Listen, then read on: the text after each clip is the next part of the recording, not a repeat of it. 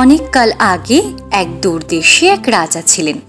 রাজা খুবই ভালো, তার রাজত্বে সবাই খুব খুশি আর সবাই রাজাকে খুব ভালোবাসে। রাজার রাজকোষে যেমন সম্পদ তেমনি রাজত্বেও কোনো দারিদ্র নেই। কিন্তু রাজার মনে কোনো সুখ নেই, কারণ রাজার 2 রানী থাকলেও তাদের কোনো সন্তান ছিল না। সেদিন রাজসভার কাজ দিনের মতো শেষ হয়ে গেলেও রাজা নিজের আসন ছেড়ে ওঠেননি। অন্য সভাসদেরা চলে গেলে রাজার বহুদিনের বিশ্বস্ত মন্ত্রী এসে রাজার সামনে দাঁড়ায়। রাজামশাই, সভা তো শেষ হয়ে গেছে, সবাই চলেও গেছে, আপনি যাবেন না? গিয়ে আর কি হবে মন্ত্রী? আমার পরে সিংহাসনে কে বসবে, এই রাজ্যের কি হবে, এই নিয়ে বড় চিন্তা হয়। জানি মহারাজ, জানি। আমি না গেলে আপনিও যেতে পারছেন না। না, আপনি বরং এগোন, আমি আর একটু পরেই ভেতরে যাব। আচ্ছা চলুন, ওঠা যাক। মহারাজের জয় হোক। প্রণাম। আসুন মুনিবর, আসুন। আসুন আসুন, কৃপা করে আসন গ্রহণ করুন মুনিবর। আমি বসবো বলে আসিনি, এসেছি মহারাজকে কিছু দিতে। আজ্ঞা করুন মুনিবর। এই নিন মহারাজ। কি মুনিবর? মন্ত্রপুত শিকড়। এই শিকড় বেটে রানীমাদের খেতে হবে, সন্তান প্রাপ্তি হবে আপনাদের। যদি তাই হয় মুনিবর, মস্ত এক চিন্তা দূর হয়। মনে বিশ্বাস রেখে শুদ্ধ হয়ে গ্রহণ করুন মহারাজ, চিন্তা থাকবে না। আজ্ঞে মুনিবর। জয় হোক মহারাজ। রাজসভা থেকে রাজা অন্দরমহলে গিয়ে রানীর হাতে সন্ন্যাসীর দেওয়া শিকড় দেন। এই নাও পাটরানী, তুমি আর ছোট রানী এই শিকড় বেটে খেলে সন্তান আসবে, সন্ন্যাসী এমনটাই বলেছেন। নিজে এসে দিলেন যখন মুনিবর, নিশ্চয়ই এতে কাজ হবে। উফ, আর পারি না বাপু, এই করে যত রাজ্যের শিকড় বাকড় খেয়ে খেয়ে পেটে গাছ হয়ে গেল, আমার আর ভালো লাগছে না। মুনিবর এসে নিজে দিলেন, আমি এনে তোমাদের দিলাম। এখন ইচ্ছে হলে খাও, না হলে ফেলে দাও। না না, আপনি রাগ করবেন না মহারাজ, আমরা নিশ্চয়ই করব যা বলছেন আপনি। বেশ, আমি বিশ্রাম করতে যাচ্ছি। হ্যাঁ চলুন, আমি আপনার ভোজনের ব্যবস্থা করি।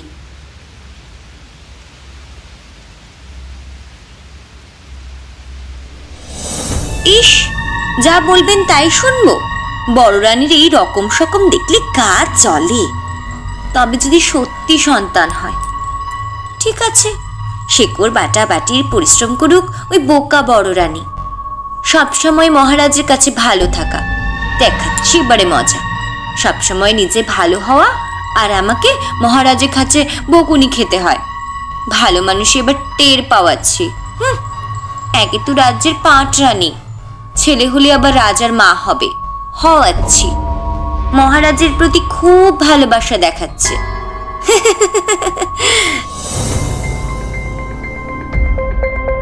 আরে শুনেছ তো কি কাণ্ড, এতদিন পরে রাজ্যে এত সুখবর এলো, কিন্তু তার সঙ্গে এরকম ঘটনা ঘটবে কে ভেবেছিল? কেন, কি ঘটনা? তুমি কিছুই জানো না দেখছি। আচ্ছা বলি শোনো, এতদিন পরে রাজবাড়িতে সন্তান লাভ হয়েছে, আমাদের রাজার বংশধর এসেছে, কিন্তু ছোট রানীর ছেলে হয়েছে শুধু, আর বড় রানী মায়ের হয়েছে একখানা বাদর ছানা। সে কি, মানুষের কখনো বাদর ছানা হয়? আমাদের ভালো মানুষ রাজা আর বড় রানী মায়ের সঙ্গে এরকম হতে হলো কেন বলো তো? ভেবে আমারই এত খারাপ লাগছে, বড় রানীমা আর মহারাজের না জানি কেমন লাগছে।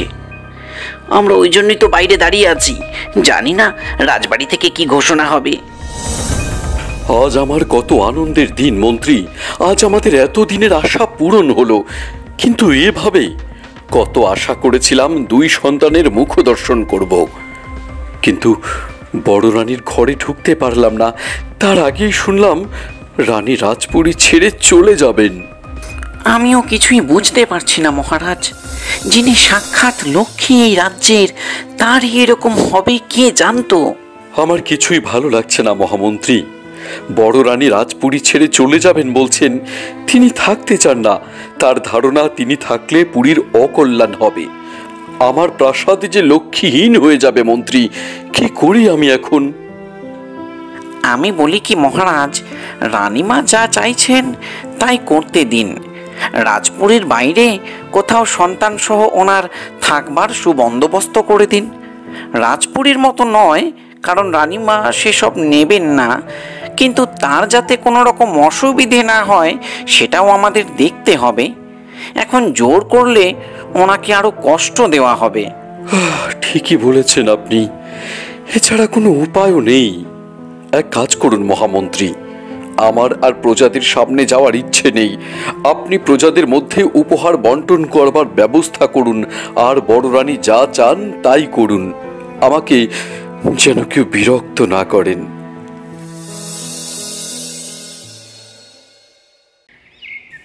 ভালো মন্দই মিশিয়ে কেটে যায় বেশ কিছু বছর। তফাৎ যাও সব, তফাৎ যাও। রাজপুত্র শঙ্খকুমার আসছে, সরে যাও, সরে যাও সব।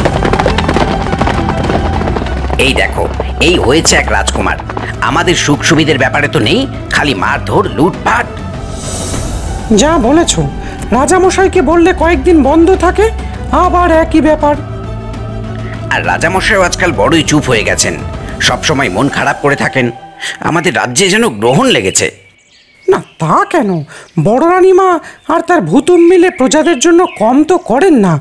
নিজেরা এত সাধারণ কুটিরে থাকেন, অথচ কোনো প্রজা বিপদে পড়লে রানীমায়ের কানে গেলেই হলো, সাধ্যমতো ভূতুম তাকে সাহায্য করে।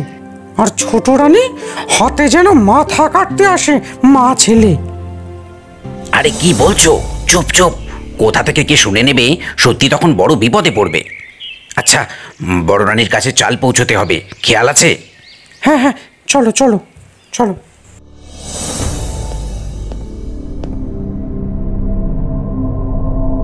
মা, মা, মা, আমার কথা শোনো। বলো বাবা বলো। আমি গর্দান নেব, কোতল করব। সে কি? কার? কেউ কিছু বলেছে? সবাই খালি বড় রানী আর তার বাঁদর ছেলের গুণকীর্তন করে, আর বাবার কথা বলে। আমরা কেউ নই? আমি কি কেউ নই? আমি সব জ্বালিয়ে দেব, সবাইকে শেষ করে দেব। না বাবা না, আস্তে আস্তে। এইসব কথা জোরে কেউ বলে, কে কোন দিক থেকে শুনতে পাবে আর মহারাজকে বলে দেবে। তো আমি কি ভয় পাই নাকি কাউকে? না বাবা, ভয় নয়। মহারাজ আর কদিন, তারপর সবই তো তোমার। তোমার রাজ্য, তোমার প্রজা, তুমি রাখো, কাটো, মারো, কে কি বলবে তোমাকে? তা হবে না মা। বড় রানী আর তার ছেলে যতদিন আছে তা হবে না। ওই বাঁদর আর তার মা, মাকে রাজপুরী থেকে তাড়িয়েছি, আর বাঁদরকে রাজা কি করবে? মানে আগে বড় রানী রাজপুরীতে থাকতো, তুমি তাড়িয়েছো? সে অনেক কথা বাবা, সবই তো তোমার জানা। তুমি যাতে সব পাও সেজন্য, আর তোমাকে এসব নিয়ে ভাবতে হবে না।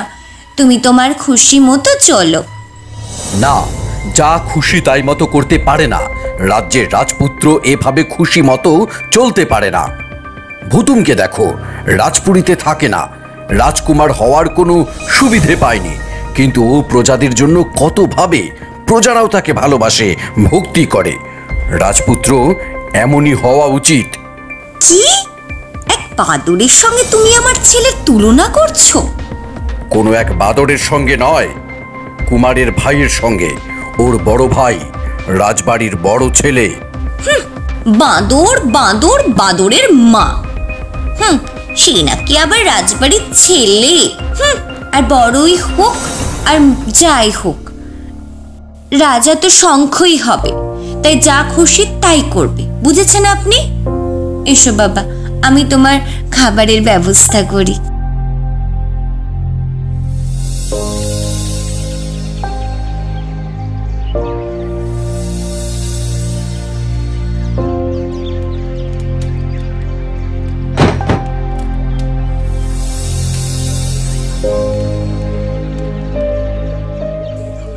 ভুতুম, তুই এইসব আনলি উনুনের জন্য? হ্যাঁ মা, কালি যে বলেছিলে উনুন ধরে না ঠিক করে, তাই। দাঁড়াও, এবারে ঠিক ধরবে। ভালো করেছো বাবা, রান্না প্রায় হয়েই এলো। এগুলো তুলে রেখে দাও, আবার বিকেলে কাজ লাগবে। তুই বস, আমি ভাত বেড়ে দিই। আমি খাবো না মা, অনেক ফলমূল খেয়েছি, ও বেলা খেয়ে নেব। আমি চলি। আবার কোথায় যাবি? এই তো এলি। একবার দেখে আসি, কারো যদি কিছু লাগে। তুমি কিন্তু খেয়ে নিয়ে বিশ্রাম করবে, কোনো কাজ করবে না আর। বাকি কাজ আমি এসে করে দেব। আচ্ছা বাবা, আচ্ছা।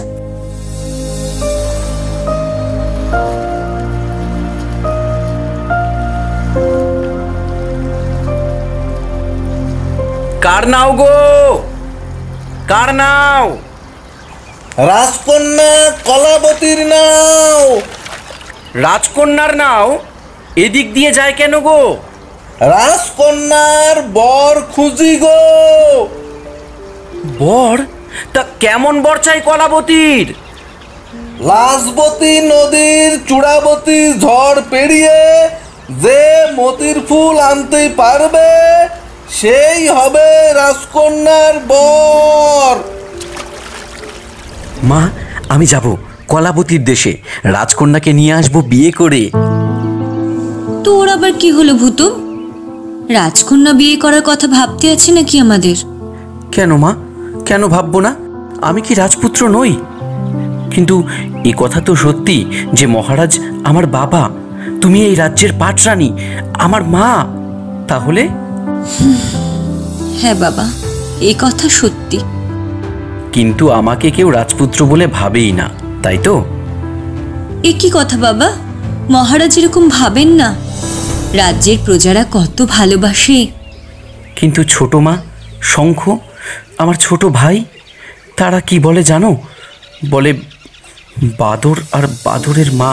সে কথা থাক বাবা, আমার সেজন্য কোনো দুঃখ নেই। মহারাজ ভালো থাকুন, সুস্থ থাকুন, তুমি ভালো থাকো, আর আমি কিচ্ছু চাই না। তাই আমি যাবই, কলাবতী রাজকন্যার বর হতে পারি কিনা দেখি।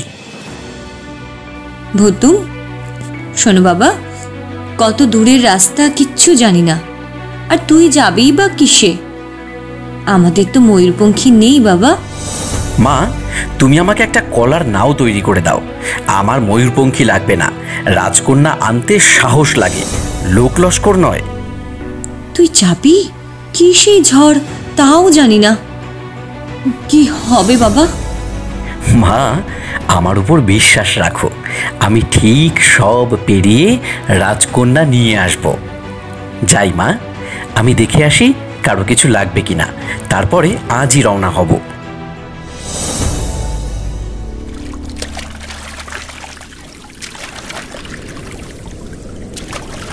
মা চিন্তা করবেন জানি, কিন্তু আমি গিয়ে তাড়াতাড়ি ফিরে আসব। রাজ্যের লোকেরা মাকে দেখে রাখবে।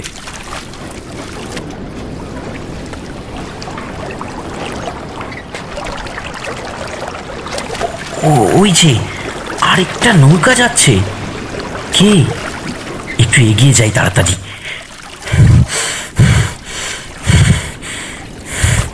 আরে, এ তো রাজবাড়ির নিশান দেওয়া, তার মানে শঙ্খ যাচ্ছে।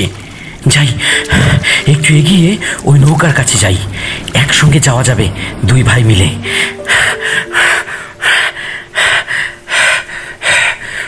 ভাই, ও ভাই! আরে, এই বাঁদর এখানে কি করছে? ডাকুক গিয়ে, উত্তর দেব না। ও শঙ্খ ভাই! এ তো আচ্ছা জ্বালায় পড়া গেল, কিছুতেই শুনবে না তো সাড়া না দিলে। কি কি হয়েছে? কি ডাকাটা কি করছো কেন? বলি, চলেছ কোথায়? যেখানেই যাই না কেন তোমায় বলবো নাকি?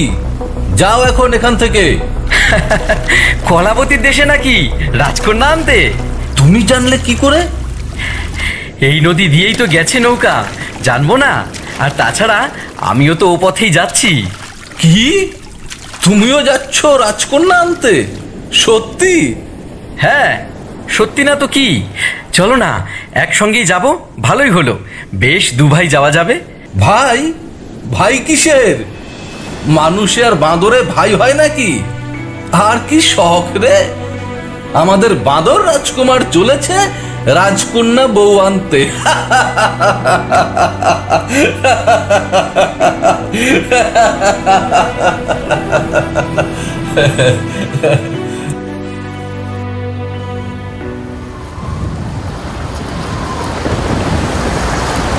কি হলো? কি এত ঝড়? আরে আরে আরে, সাবধান ভাই, নৌকা সামলে।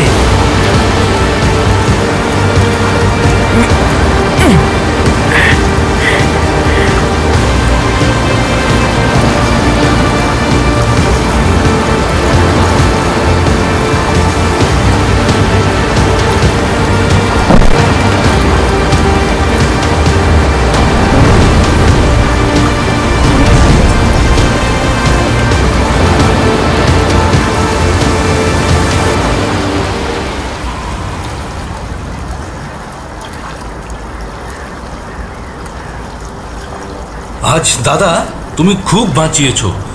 তুমি না থাকলে ডুবেই মরতাম। আরে তুমি আমার ছোট ভাই, তোমার বিপদে আমি কি না এসে পারি? এই নাও দাদা, মায়ের হাতের তৈরি। ছোট মা, আমি নেব? হ্যাঁ, নিয়ে খেয়ে নাও। আমি আরেকটা হাল নিয়ে আসি। ছোট ভাই, ছোট মা, বাঁদরের শখ হয়েছে রাজকন্যা বিয়ে করাচ্ছি। মিষ্টি তো মায়ের হাতেরই তৈরি, কিন্তু তাতে ওষুধ তো আমিই মিশিয়েছি।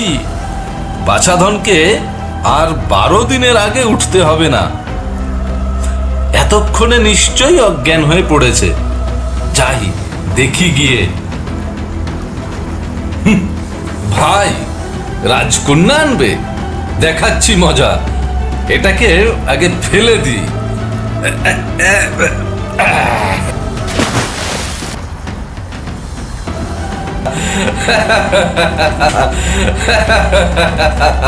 যাও বাবা ভুতুম, রাজকন্যা অপেক্ষা করছে যে তোমার জন্য।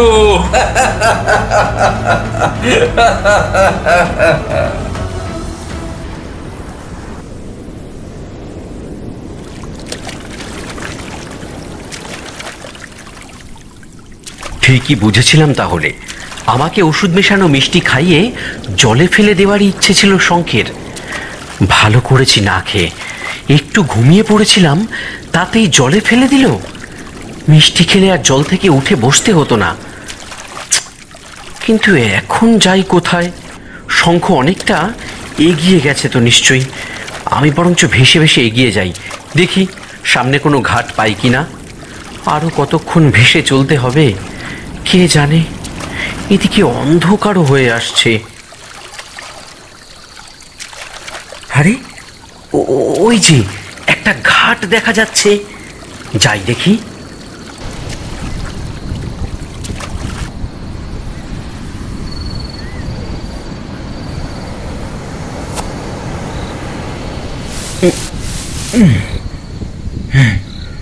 এই ঝোপের আড়ালে নৌকাটা থাক, আর আমি বরঞ্চ ওই গাছের উপরে গিয়ে বসি।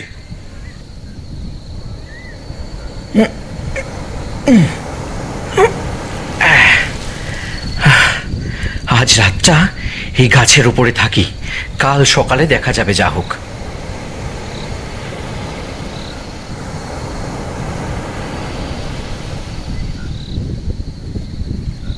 আহা, এ তো ফলও আছে দেখছি। যাক, ভালোই হলো।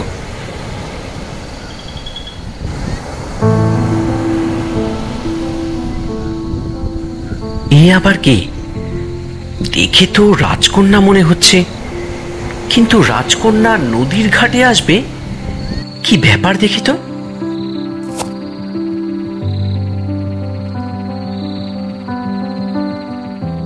বাহ, রাজকন্যাই বটে। নিশ্চয়ই কলাবতীর দেশের কথা জানবেন, আমাকেও রাস্তা বলে দিতে পারবেন। কিন্তু কিভাবে কথা বলবো? আমাকে দেখে তো ভয় পেয়ে যাবেন। কি করি? আমি বরং রাজকন্যার মাথার ফুলটি নিয়ে নিই।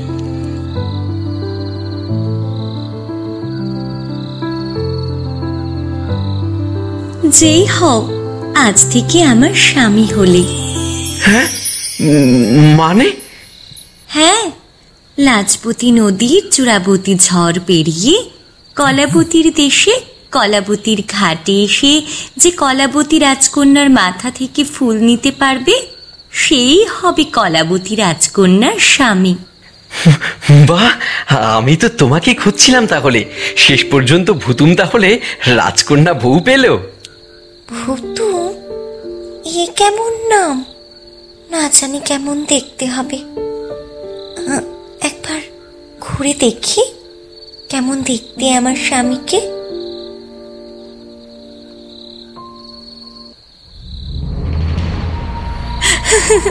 হায় হায়, আমার কপালে শেষে এই ছিল। কত রাজকুমার কি মুখের উপর না বলে দিয়েছি। বাবা কতবার স্বয়ংবর করতে চেয়েছেন, বাবা গো, শেষে বাদর। আরে কেঁদো না রাজকুমারী, আমি তো জানতাম না। জানলে ফুল তুলতাম না। আমি তো শুধু কথা বলতে চেয়েছিলাম, কলাবতীর দেশ কোথায় জানতে চেয়েছিলাম। না, কাঁদবো না। আমি থাকবো কোথায় শুনি? গাছে? আরে না, আমার বাড়িতে মা আছেন। বাবা আমার রাজা, মা রাজপ্রাসাদে থাকেন না, কিন্তু সে অনেক কাহিনী। তোমাকে নিয়ে গেলে আমরা নিশ্চয়ই রাজপ্রাসাদে থাকবো। মাও হয়তো ফিরতে চাইবেন। মানে তুমি রাজকুমার? হ্যাঁ, আর আমি তো জানতাম না এটাই কলাবতীর দেশ। তোমার দেশের নৌকো দেখে জেদ করে চলে এসেছি। তোমাকে দেখে ভাবলাম তুমি রাজকন্যা যখন, হয়তো জানবে কোথায় কলাবতীর দেশ, তাই। তুমি তাহলে নিজের অজান্তেই নদীর ঝড় পেরিয়ে চলে এসেছো? সেও এক গল্প কথা। সময় আছে এখন, শুনবে? হ্যাঁ, কিছুক্ষণ এখন বসতে পারি। বসবো এখানে? হ্যাঁ।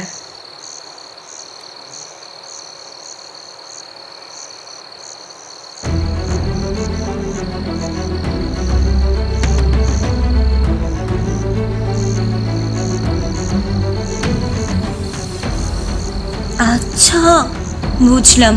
তোমাকে জলে ফেলে তোমার ভাই তার মানে আগে এখানে পৌঁছে গেছে। মানে? গতকালই এই ঘাটে একজন রাজকুমার এসে আমাকে জোর করে সঙ্গে নিয়ে যেতে চান, কিন্তু এই অবধি এসে পৌঁছলেও তিনি আমার মাথার ফুল নিতে পারেননি। তাই আমি যেতে রাজি হইনি। শেষে আমার রক্ষীরা এসে তাকে বন্দি করে নিয়ে যায়।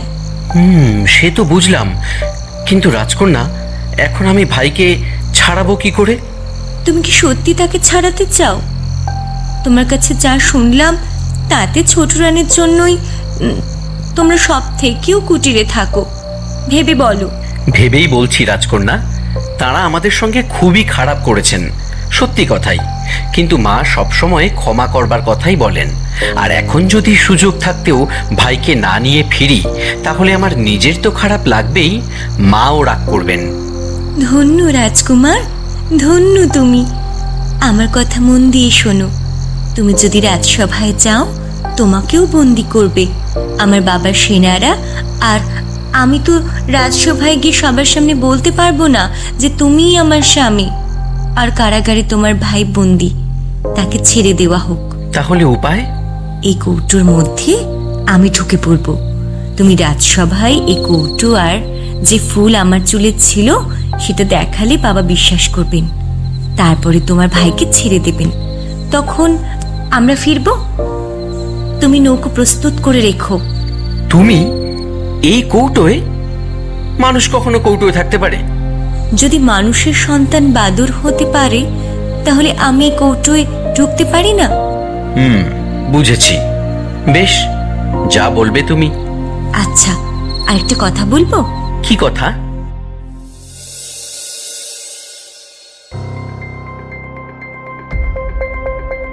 কে তুমি? এখানে কি চাই? প্রণাম মহারাজ, আমি ভুতুম কুমার।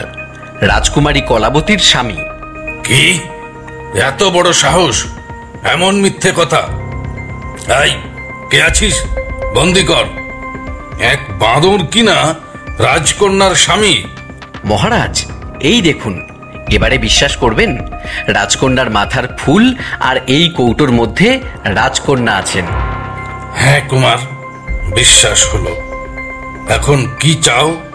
মহারাজ, রাজকন্যাকে নিয়ে দেশে ফিরতে চাই, আর আমার ভাই রাজকুমার শঙ্খ এই রাজ্যের কারাগারে বন্দী, তাকে মুক্ত করে নিয়ে যেতে চাই। তোমার ভাইকে এখনই মুক্ত করে দিচ্ছি, কিন্তু আমার মেয়েকে নিয়ে গিয়ে কোথায় রাখবে? সে তো রাজকন্যা। মহারাজ, আমিও রাজারই ছেলে। আমার বাবা রাজা, মা রাজ্যের পাটরানী। রাজকন্যা কলাবতীর কোনো অসুবিধেই হবে না। বেশ, কলাবতী তার নিজের দেওয়া শর্তে নিজেই বিয়ে করেছে যখন, আমার কিছু বলার নেই। কবে যেতে চাও কুমার?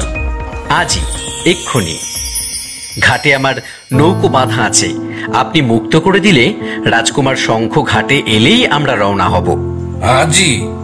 বেশ, তুমি এখন কলাবতীর স্বামী, তুমি বলছো যখন, তাই হবে।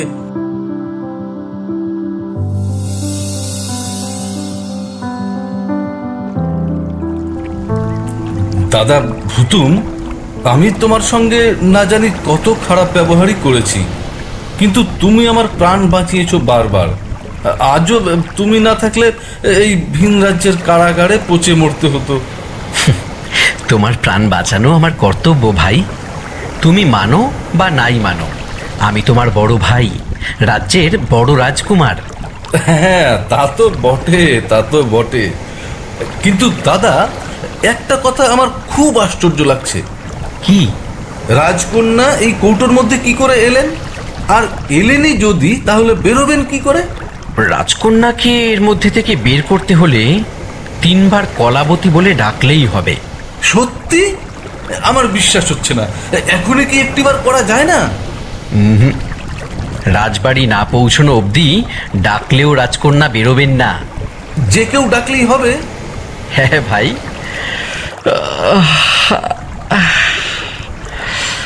আচ্ছা শঙ্খ, আমার ভারী ঘুম পাচ্ছে, আমি ঘুমোলাম। বাড়ি এলে ডেকে দিও।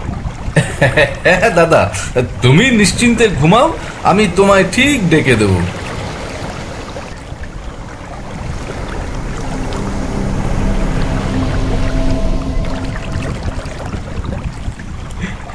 রাজকন্যা, রাজকন্যা তুমি কার? যার কাছে এই কৌটো তার আবার কার? রাজকন্যা তো আর বাঁদরের বউ হতে পারে না, রাজকন্যা রাজকুমারের বউ হয়। ওই তো রাজবাড়ির ঘাট দেখা যাচ্ছে। দাদা ভুতুম, দাদা ভুতুম, ওঠো। আহা, ভুতুম কই?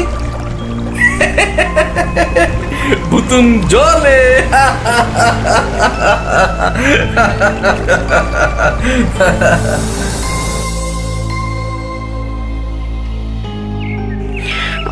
মহারাজ, আজও সভার সময় শেষ হয়ে এলো, কিন্তু রাজকুমারদের কোনো খবর পাওয়া গেল না।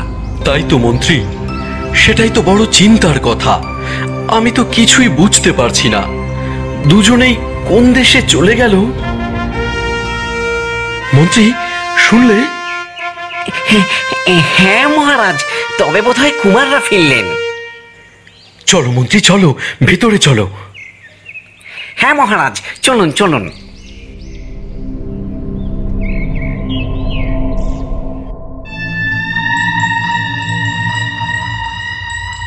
কুমার, আমার বিশ্বাসই হচ্ছে না তুমি রাজকন্যা নিয়ে এসেছো।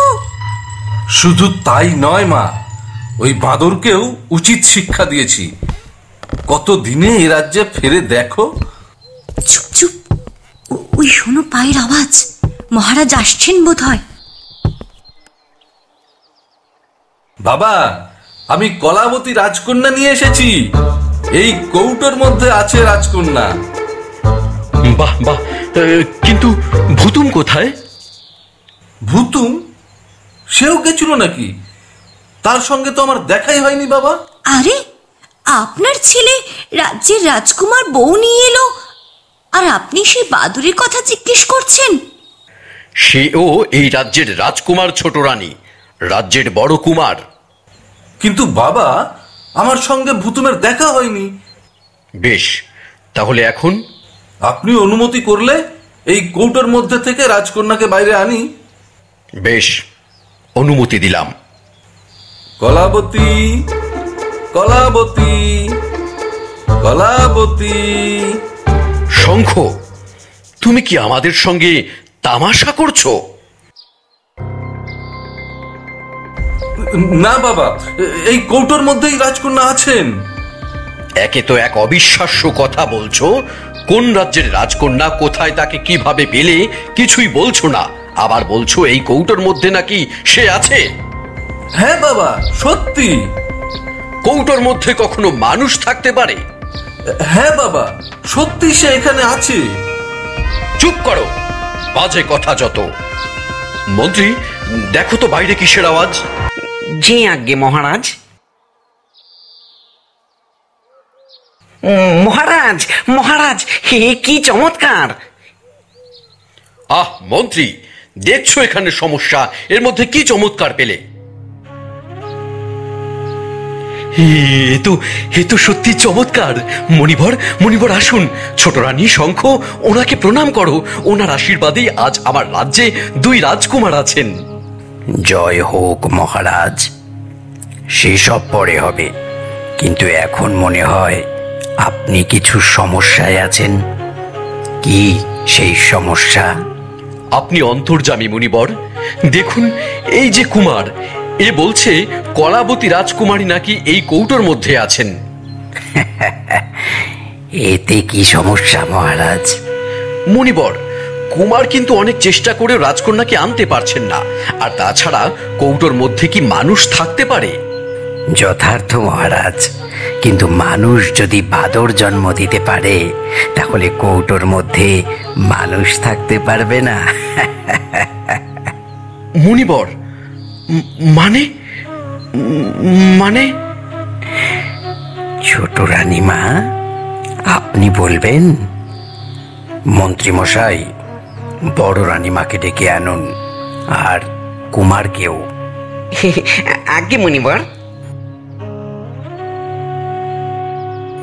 মহারাজ, আজ থেকে কয়েক বছর আগে আপনার বড় রানীর এক দেব শিশুর মতোই কুমার হয়। আমার আশীর্বাদ ব্যর্থ হয়নি, কিন্তু আপনার ছোট রানী তাকে ভয় দেখান।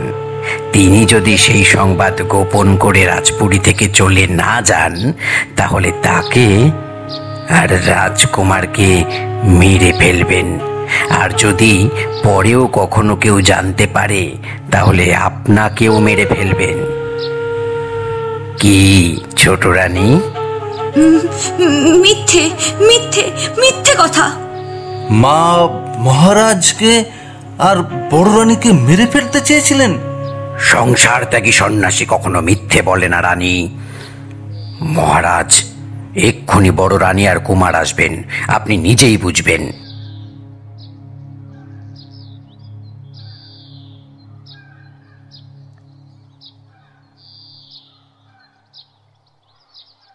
পাটরানী, কুমার, আমার তো বিশ্বাসই হচ্ছে না।